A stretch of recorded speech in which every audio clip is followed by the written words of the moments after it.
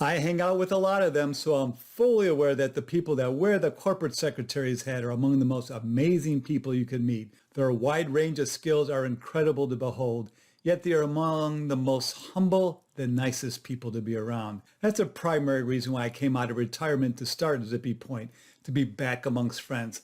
Learn more about what makes them so dynamic today on Zippy Point.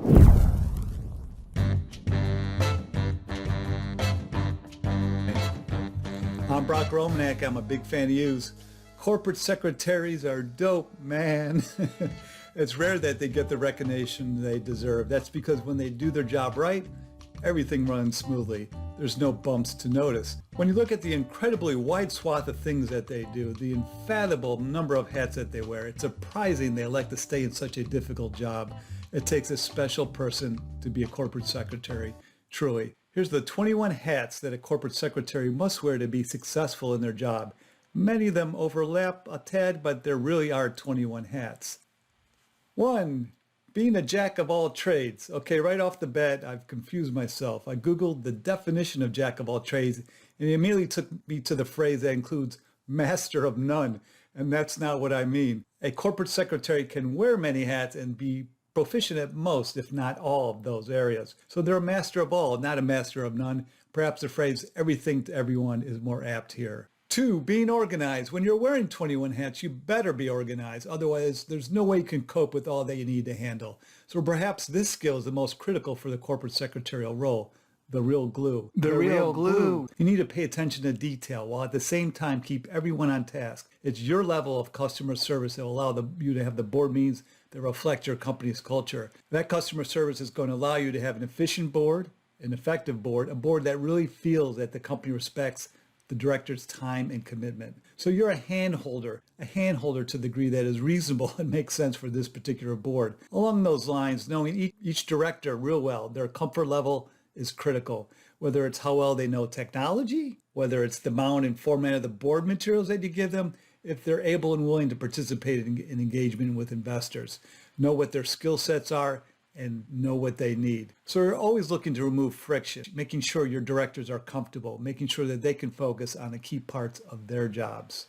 Number 3, being the hub for information. So you're in the middle of the spider web. Some describe the job of the board as being a wheel, and then you're in the center, you're the hub, and each of the directors are the spokes. It's not that you're this important, all-knowing person. Rather, you're the vehicle through which information goes out after being filtered and questions and information come flowing in. You don't want information flying all over the place so that the board goes veering off course and isn't staying true to a strategic path. The corporate secretary is in essence the information portal. Directors come to you, not the CEO. I have a question about X. I want to talk to so-and-so. So you're going to put them in touch. You're not looking to insert yourself in the conversation, but you're the one who's going to act as a facilitator. 4, be knowledgeable. I'm really going to own this hat motif. I've always hated this hat.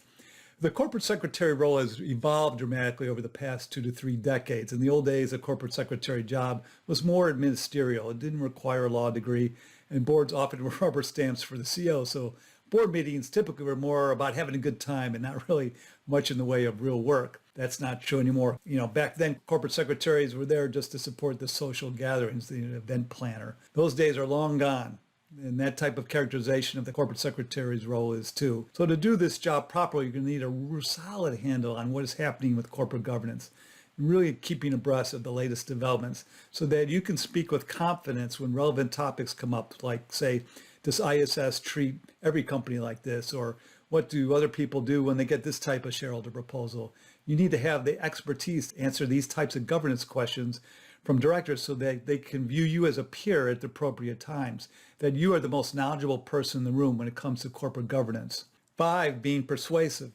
Being knowledgeable gives you the confidence to use permission when you feel that directors may be exiting stage left on key governance issues. Some directors will come into the board meeting letting everyone know that they heard something different when they attended a recent board meeting for one of their other directorships. And if you know your stuff, you can help walk them through the pros and cons of various approaches to that issue in an effort to win them over to your perspective, your way of handling something, that your company's circumstances, maybe it's a culture thing, but your company's circumstances perhaps dictate a different approach than that other company. 6, being a shrink.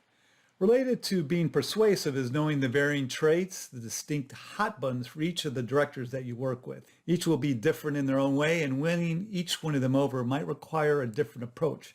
This is much more than hand-holding. This is knowing how to read a room, knowing which director admires another director or which ones don't. I guess you could say this is plain politics, but it's not that really. It's just using common sense and leveraging what you've learned about the true nature of each person you're dealing with, following your instincts so that you can obtain the end result that you desire. You're using this skill set to try to keep the board collegial. This enables the board to run smoothly. This is not about creating an atmosphere so that everyone agrees with the CEO. In fact, it's really the opposite.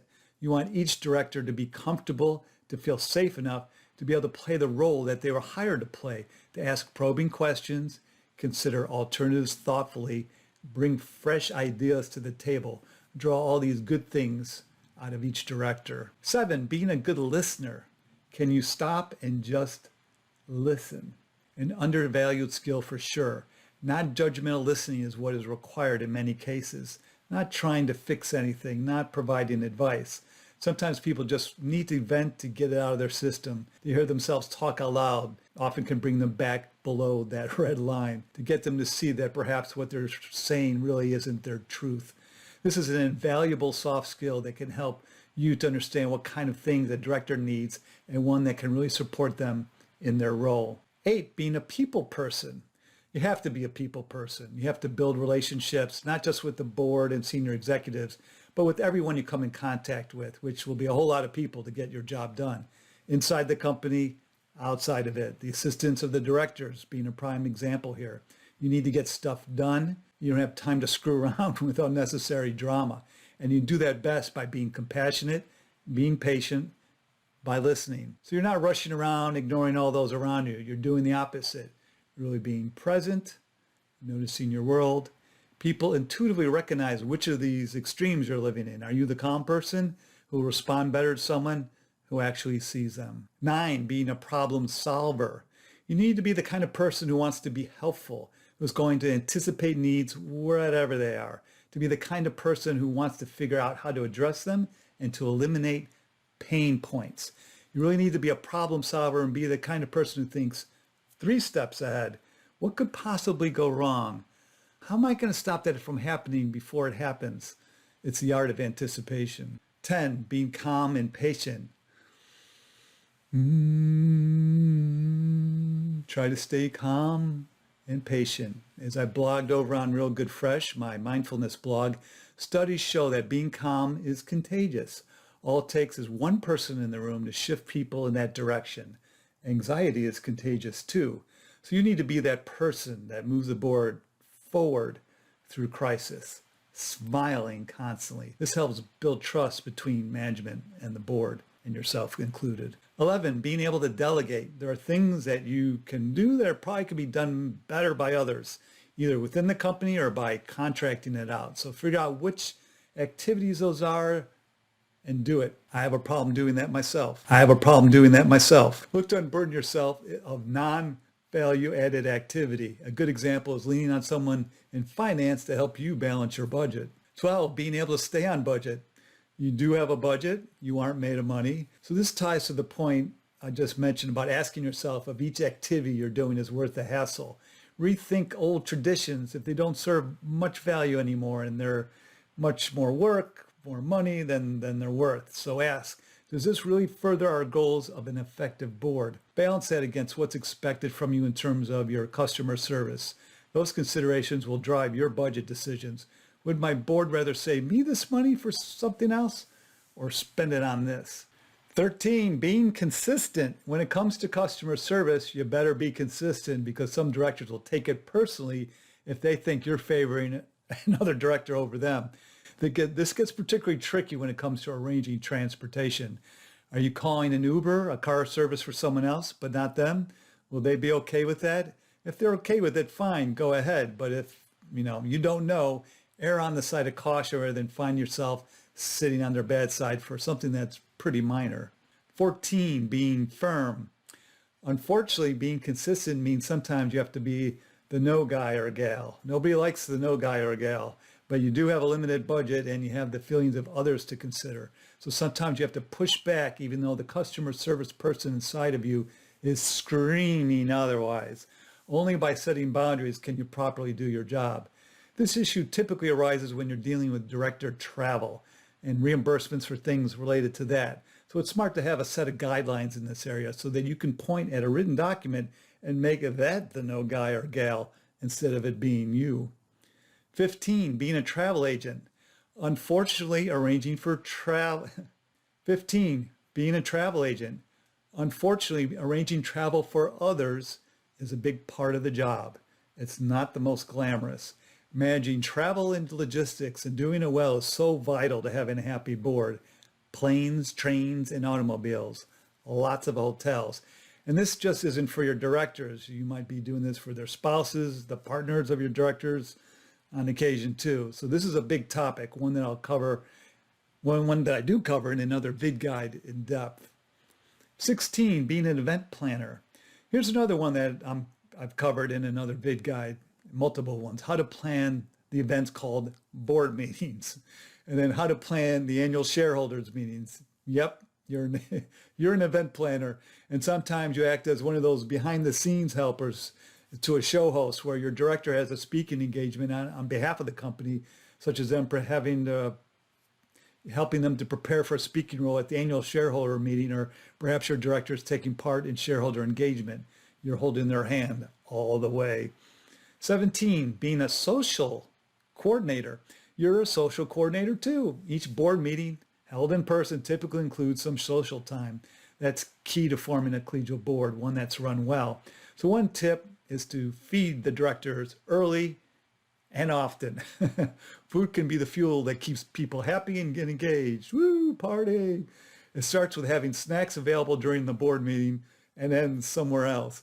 But also having places where people can congregate when they're not in meetings. It's those casual interactions that are so important for the board to get to know everyone that they need to know. 18, being the one that follows up. You absolutely need a system for follow-ups and to keep organized and really use it. This makes the directors feel respected and well attended to. Even if you're not the person who's asked to do something, most likely it won't be you, it'll be the CEO or another manager in the company. It falls on you to make a note and then prod those people to deliver on the things that they promise. So for example, if a director asks that the CFO address a topic at the next meeting, be sure that it happens, or be sure that the CFO diplomatically explains why he or she will not be doing that.